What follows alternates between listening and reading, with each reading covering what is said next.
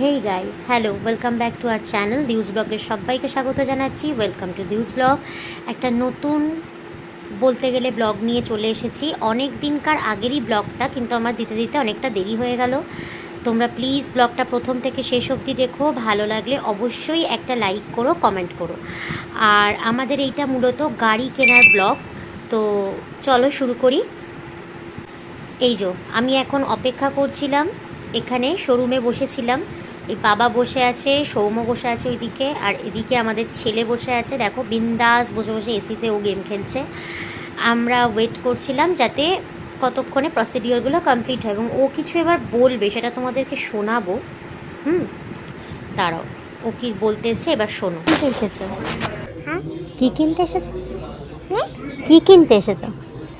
Bike. কার জন্য? বাবার জন্য।